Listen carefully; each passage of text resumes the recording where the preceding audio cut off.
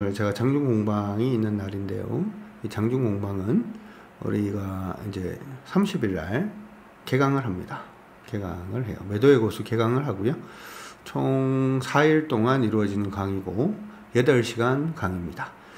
이번에는 교육 내용은 기본적으로 여러분들이 매도를 하기 위한 툴 자체를 어떤 식으로 짜야 되는지 먼저 툴 만드는 부분에 대해서 언급을 해 드릴 거고, 두 번째는 한파동 먹는 방법, 캔들을 이용을 해서 한파동을 매매하는 방식, 그 다음에 추세를 이용을 해서 전체 추세를 한번 먹어가는, 그러니까 아까도 이제 보여드렸습니다만은 오늘은 제가 동방불패님 후기를 좀 많이 써먹습니다. 감사의 말씀 드리고, 지금 보면 우리 동방불패님이 거의 추세대로 지금 하고 계시는 것 같아요. 그래서 추세대로 가면은 이런 식으로 이제 되겠죠. 세경 하이테크 174%, 실리콘2 168%, 삼화전기 157%, 테크인 96%, 한미반도체 이렇게 87%.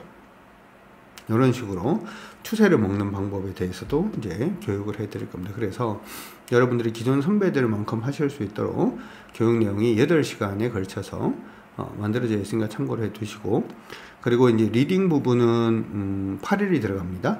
휴일이 이번에 또 하루가 있다 보니까 휴일 포함해서 이제 8일 일단 들어가니까 참고 일단 해 두시면 좋을 것 같습니다. 매도의 고수는 저희가 한 1년 정도 계속해서 여러분들한테 강의를 해드렸는데요. 이번에 강의가 리뉴얼이 있습니다. 그래서 리뉴얼이 되게 되면 매도의 고수 부분은 이제 또 사라지겠죠. 그래서 이전부터 시작을 해서 매도의 고수 한번 들어봐야 되겠다, 주식 매도하는 게 난 참 많이 어려웠던 것 같다 라고 하시는 분들은 이번에 강의 놓치지 마시고 들어오셔가지고 한번 해답을 찾아가 보시면은 좋을 것 같습니다. 그래서 기존에 우리 회원분들이 하는 것처럼 여러분들도 수익을 같이 향유를 하셨으면 좋을 것 같아요.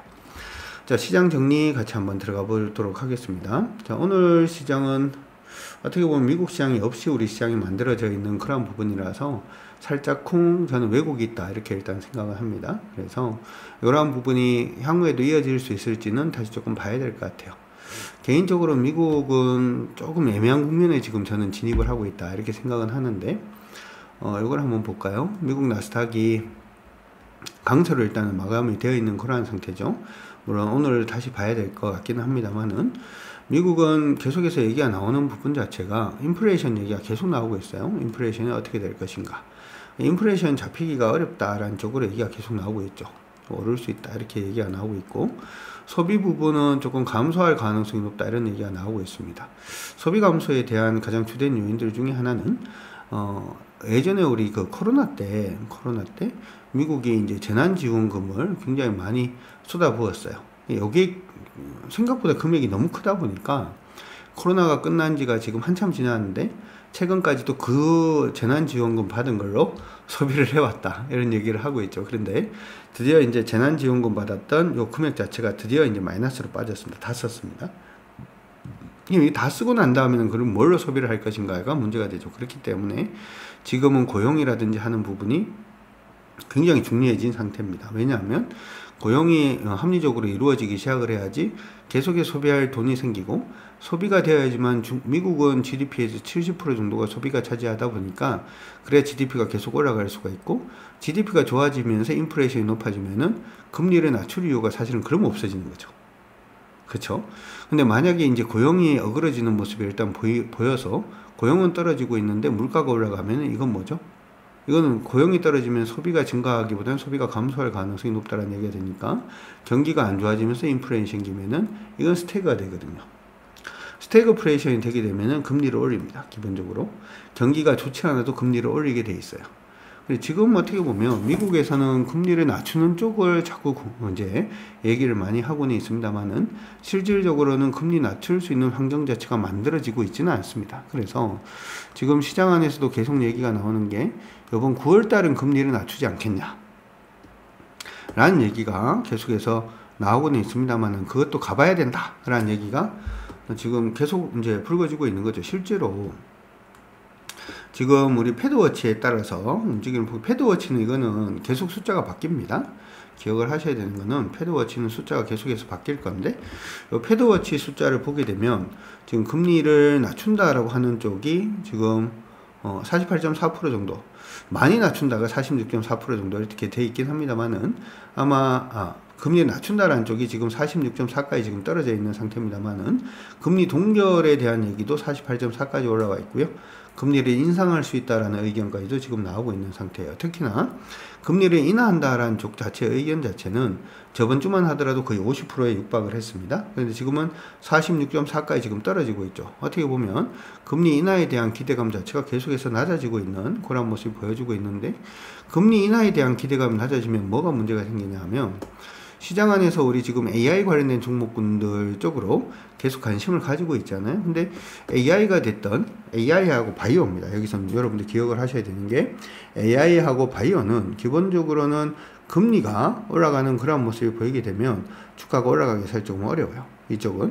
그래서 최근에 지금 다시금 엔비디아가 뭐 2.5% 정도, 이거는 저번에 마무리되는 시장이죠. 이런 식으로, 아이고야, 잠깐만요.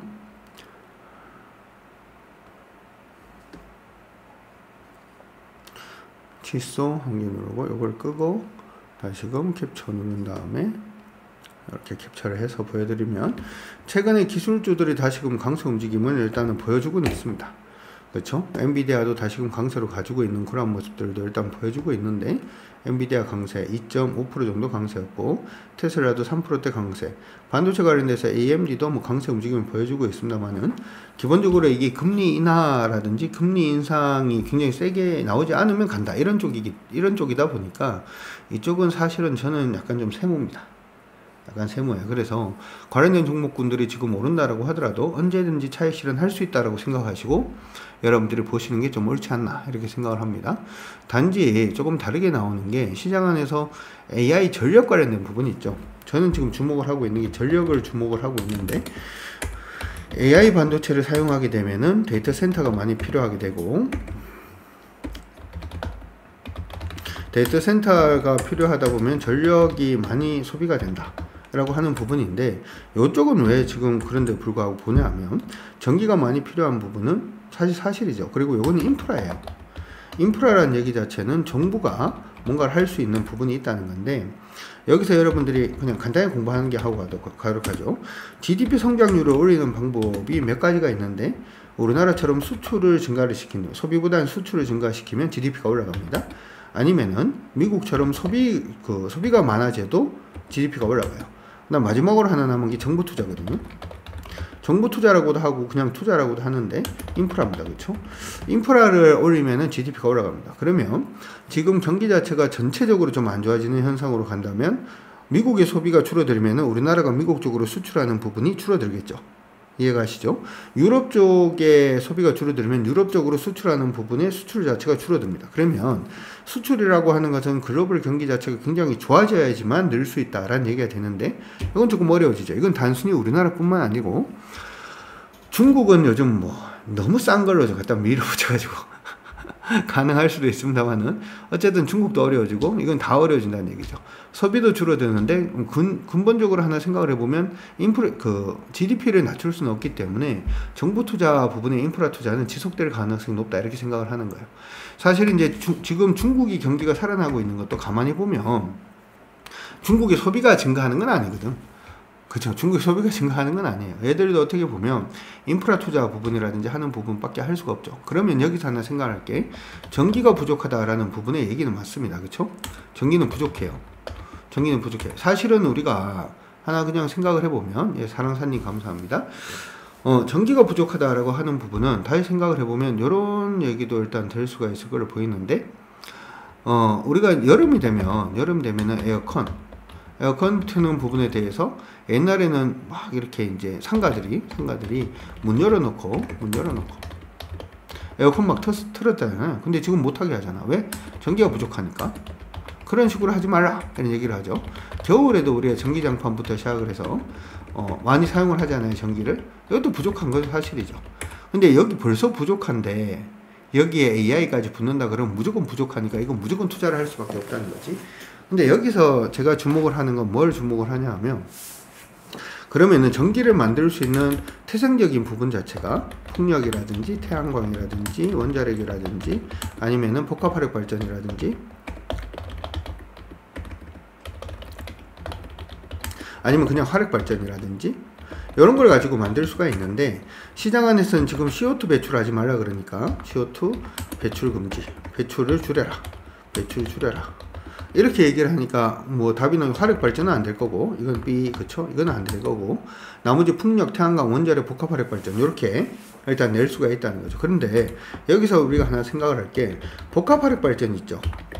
복합화력발전은 뭐냐 하면, 우리가 보통 화력발전은 석탄을 태우죠. 복합화력발전은 LNG를 태우는 걸 얘기를 합니다. LNG 태우는 걸 얘기를 하는데, 그럼 복합화력발전 짓는데 금방 지을 수 있냐? 아니에요. 이것도 3년에서 5년 걸립니다. 3년에서 5년 정도 시간이 걸려요. 시장 안에서는 지금 원자력 얘기를 하잖아요. 원자력 짓는 데는 얼마나 걸릴까요? 원자력, 원래는 10년 걸려요. 10년. 10년 걸립니다. 10년. 그럼 풍력은? 풍력도 1년은 걸리죠. 그렇죠? 그러면 가장 빠르게 지을 수 있는 게 뭐죠? 태양광이죠. 그죠? 그래서 지금 태양광에 전 주목을 지금 하고 있는 거야. 태양광에 주목을 하고 있는데, 태양광은 사실은 중국산 때문에 문제란 말이죠. 중국산 때문에 문제인데, 지금 태양광이 남아있는 쪽이 어디가 남아있는 걸로 보고 있냐 하면, 일부 유럽 지역은 일단 계속해서 태양광은 하긴 할 겁니다. 큰 시장으로는 인도 시장이 있고요. 그 다음에 미국 시장이 있어요. 근데 여기서 이제 중요한 거는, 미국은 지금 중국의 태양광에 대해서 규제를 엄청 하고 있잖아요. 얼마 전에도 그 관세 관련된 부분 얘기가 나오면서 중국산 태양광 모듈 부분에 대해 가지고 관세를 원래 25%였는데 25%에서 몇 프로까지 올렸다? 50%까지 올렸죠, 관세를. 그쵸?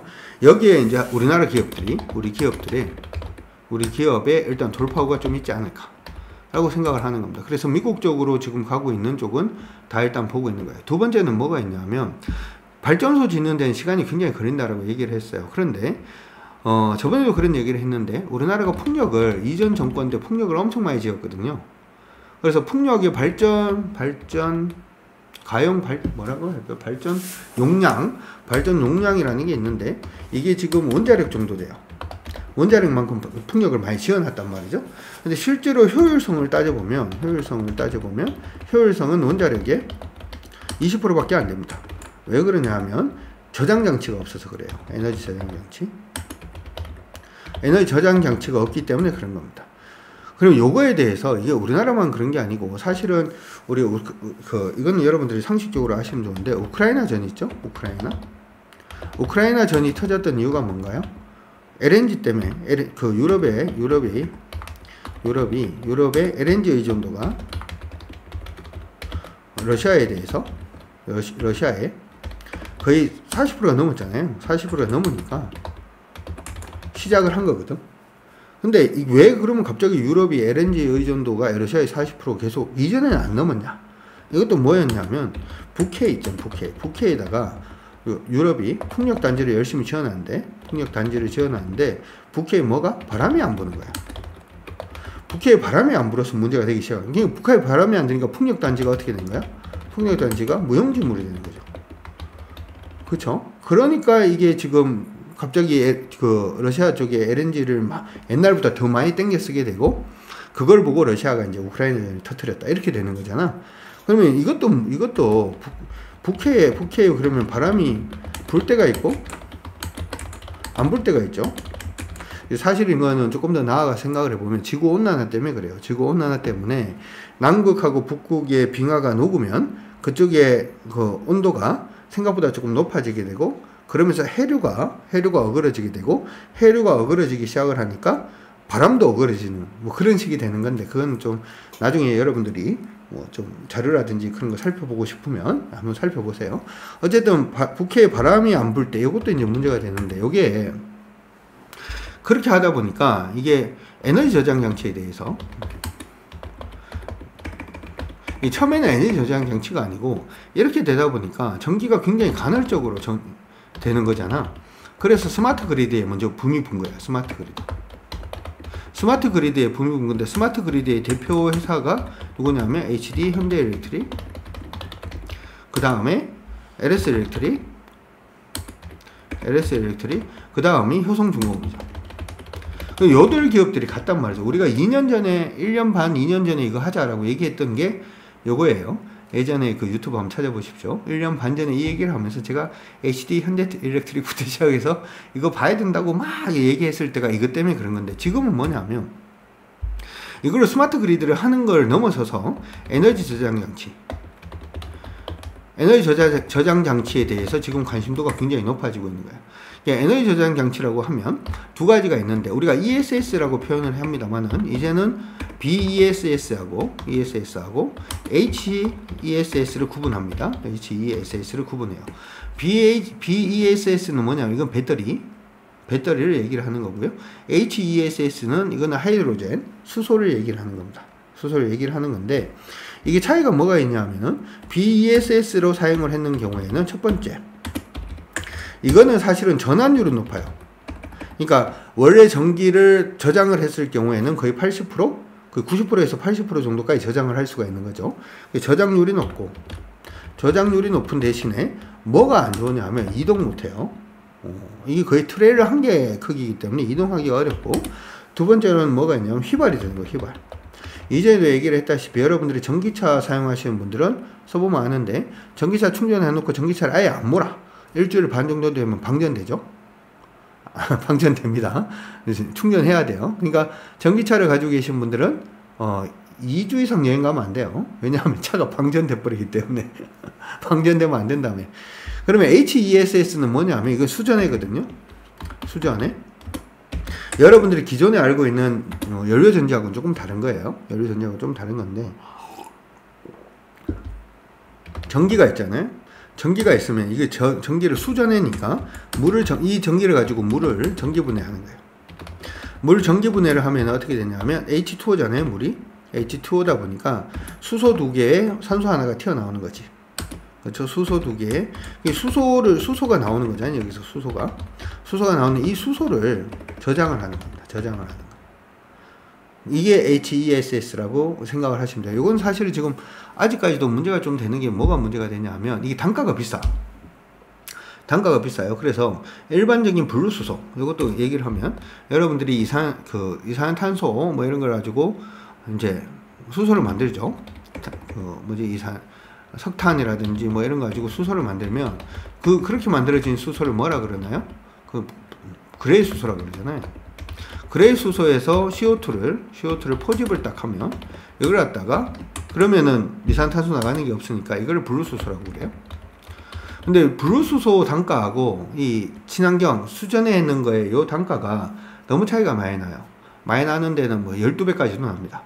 이 단가가 너무 비싸가지고 지금까지는 이걸 써야 되나 말아야 되나 뭐 이렇게 생각을 했단 말이야. 청정수소가 가격이 너무 비싸서.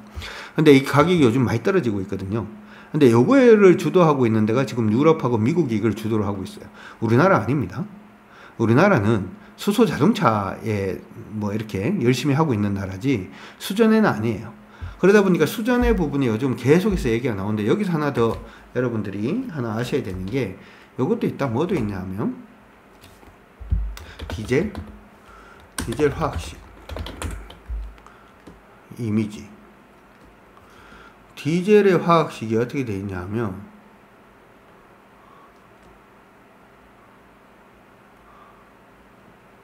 바이오 디젤 말고 그냥 디젤. 이게 디젤하고 가솔린이 있죠. 요게 수소하고 탄소로 만들어지거든. 오케이? 요거 조금 어려워도 요거는 하고 갑시다. 수소하고 탄소로 가요. 수소하고 탄소로. 알겠다, 1번. 그럼 수소하고 탄소로 간다는 얘기 자체는 요 위에서 수소 만들었잖아요. 요 수소 만든 거 하고 공기 중에 CO2를 딱 잡는 거예요. CO2를 딱 잡아서 뭐만 보내면 돼? 산소 2개만 보내면 뭐 남아요? 산소 2개를 보내버려. 전기분해해서 산소 2개를 딱 보내면은 수소하고 탄소 요거 2개만 남죠. 이거 가지고 뭐 만들 수 있다고요? 이거 디젤하고 등유하고 그 다음 가솔린을 만들 수 있어요. 요걸로 뭐 됩니까? 요게 뭐냐 하면 이게 이퓨얼이거든요. 이게 이퓨얼이라고 그래요. 그럼 요렇게 만들었는 거는 여러분들이 기존 내연기관 자동차 있죠. 내연기관 자동차 몰면 되잖아. 그냥 몬다. 그냥 몰면 돼요. 그러면은 유럽의 벤츠라든지 BMW가 이 유럽의 벤츠하고 BMW가 좋은 거는 뭐가 좋은 거야? 승차감? 이런 거 아니잖아. 얘들은 뭐가 좋은 엔진이 좋은 거지. 맞나요? 그렇다 여러분. 유럽의 벤츠하고 BMW는 뭐가 좋은 엔진이 좋은 거죠. 엔진이 좋은 거죠. 근데 이게 전기차로 가면 엔진이 어떻게 되는 거야? 필요해 필요하지 않아. 전기차로 가면 엔진이 필요해 필요하지 않아. 엔진이 필요하지가 않은 거지. 그러니까 중국산 전기차가 들어오면 머리 아픈 거지. 아, 머리 아파.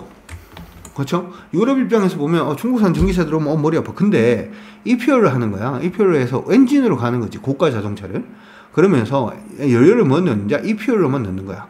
그러면은 엔진을 포기 안 해도 되잖아. 그래서 독일에서 EPR를 갖다가 탄소 중립 그쪽 연료를 넣어달라고 지금 요청이 들어와 있는 상태예요. 그러면 이거 하려고 해도 뭐가 필요해? 수전해가 필요하죠. 이해갑니까? 그래서 수전해에 대해서 우리가 지금 관심을 가지고 있는 중입니다. 저는 사실 지금 시장이 만약에 어그러져서 반도체라든지 하는 부분이 안 간다라고 하더라도 태양광하고 수전해 부분은 그래도 관심이 좀 있지 않나 이런 생각을 해보는데, 여기서 제가 재밌는 거 하나 더 가르쳐 드릴게요. 오늘은 딴 얘기 좀 해도 되나? 여러분들이 사실은 주식을 할 때 주식을 잘하기 위해서는 상식이 엄청 풍부한 게 중요합니다. 상식이 엄청 풍부한 게 중요해요. 그래야지 돈을 벌어요. 돈을 버는데 제가 재밌는 얘기 하나 해드릴게요. 뭐 항상 있잖아요. 이거 좀 생뚱맞을 수도 있는데 산업혁명 있죠. 산업혁명에서 돈을 버는 산업은 어떤 산업이냐면 예전에 있었는데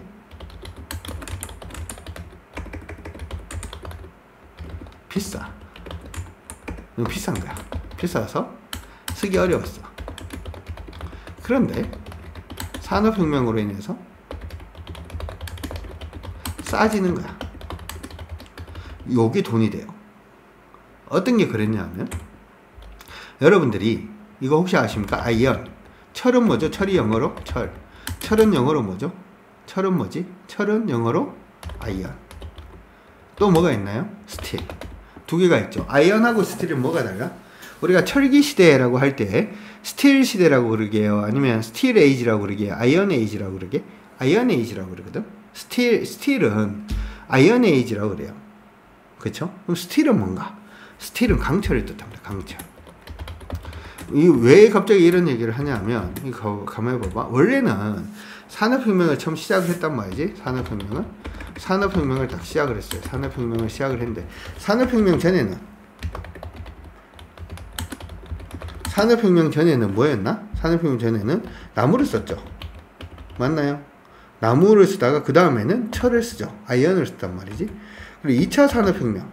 그 다음에 이제 철을 쓰다가 이 철이 뭐로 바뀌는 거야? 강철로 바뀌는 거야.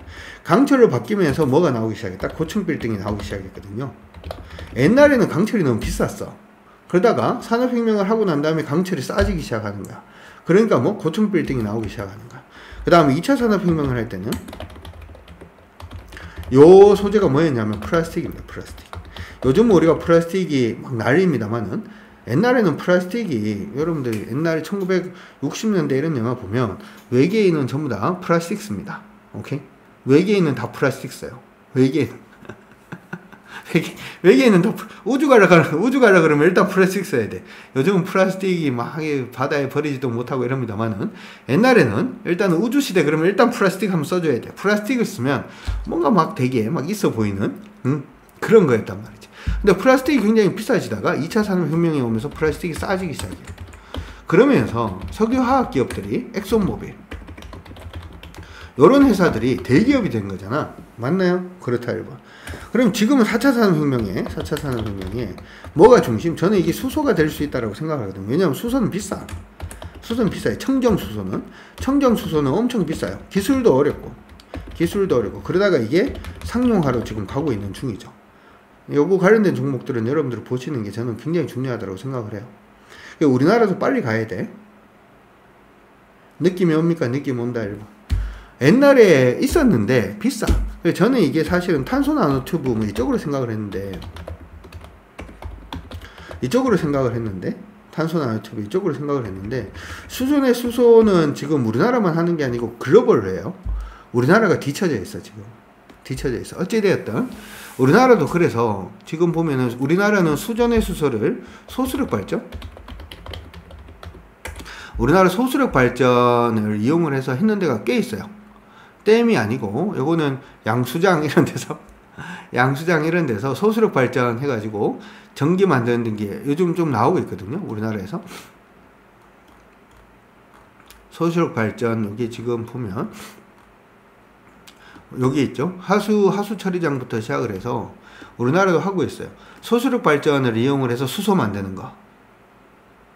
어떻게, 이게 지금 보면은 SDR 하는 거 있죠. 원자력. 요번에 뭐 두산 에너빌리티가 어디 수출한다 이런 얘기 있었잖아요. 기억난다 1번. 이것도 수소야. 단순히 전기로 가는 게 아니라 이것도 수소야. 전부 다 수소로 가고 있는 중. 우리만 지금 모르고 있는 거야. 우리만.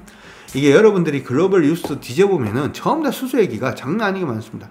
이 암모니아 수소부터 시작해서 이거는 운반책에 대한 얘기고, 갑자기 오늘 나 이런 얘기를 해주면 안 되는데. 회원 방송이 아닌데. 회원 방송이 아닌데 내가 이걸 왜 갑자기 이렇게 들고 파고 있지? 하여튼 그렇습니다. 그래서 수소 관련된 부분은 여러분들이 조금 관심을 가지시는 게 일단 필요해요. 수소 관련된 부분은 관심을 가지는 게 필요합니다. 어찌되었든 우리 시장 보도록 하겠습니다. 더 깊게 안 하겠어. 우리 지금 수소 관련된 종목을 포진을 막 하고 있는 이유도 그거예요. 그래서 시장 안에서 수소를 보다 보면은 여러분들이 수소 연료전지 관련된 이런 게 있어. 수소 관련된 종목을 보다 보면은 탄소 포집 부분에 관련된 종목들을 모아놓은 게 있고, 두 번째는 아까 얘기했던 소수력 발전 부분을 모아놓은 게 하나가 있고, 그 다음에 수소 이동 관련된, 그러니까 일진 같은 기업들이 수소 이동이죠. 그쵸? 수소를 이동하는데, 근데 수소를 이동하는데 보면은 이게 그냥 수소를 기체 단위로 그냥 이동하는 경우가 하나가 있고, 그 다음에 또 뭐가 있냐면 수소를 암모니아로 바뀌어서 NH3니까, 암모니아가 NH3잖아요. 요걸 분해해서 요 질소만 빼내면은 수소가 3개니까, 맞나요? 수소가 3개니까. 별이 5개가 아니고 수소가 3개가 되죠. 이렇게 분리가 되니까, 그쵸? 요걸로 이동하는 방법 관련된 종목들이 있고, 그 다음에 이걸 갖다가 이제 사용하는 부분에 있어가지고 연료전지. 두산 퓨어셀은 사실은 여기 끼는 거예요. 연료전지가. 맞나요? 여기 끼는 거예요. 연료전지가 여기 끼는 거예요. 근데 두산 퓨어셀은 지금 소수력도 하거든요. 소수력이 아니고 수전에도 같이 하거든.